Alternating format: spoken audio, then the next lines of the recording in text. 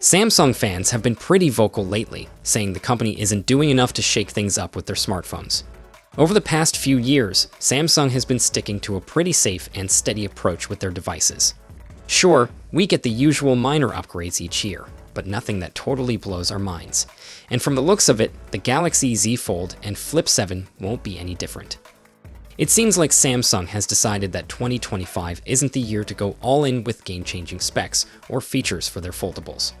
Instead, they're taking the slow and steady route, focusing on small tweaks like boosting chip power and improving camera quality through software updates. And don't forget about their new Galaxy Eye features. Leaks about the Galaxy S25 suggest that if you're rocking a Galaxy S24, you might not feel like you're missing much. The same could probably be true for their next-gen foldables. In a recent chat with South Korea's The Elec, a fast print executive hinted that we shouldn't expect any major changes with the Galaxy Z Fold 7 this year. And considering component suppliers like Fast Print are in the know, their insight holds some weight. Plus, if we look at Samsung's recent history, it's not really a surprise. But don't lose hope just yet.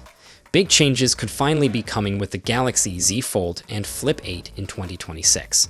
So, if you're eyeing a Samsung foldable, maybe hold off until next year. The executive also mentioned that Samsung is expecting to sell about 7 million units of the foldables combined.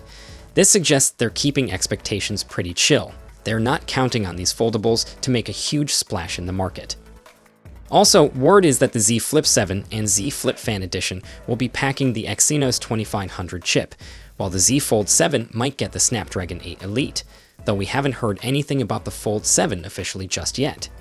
Samsung seems content with sticking to a slimmer, more refined version of the foldable experience, like the Special Edition, which was launched last year. Nothing too wild this time around. Unlike other brands that made a big splash in the foldable market last year, like the Pixel 9 Pro Fold and OnePlus, Samsung hasn't really done anything groundbreaking to take the lead with their foldables. But hey, there's still plenty of time for surprises, right? So, what are your thoughts? What do you expect from Samsung's upcoming foldables?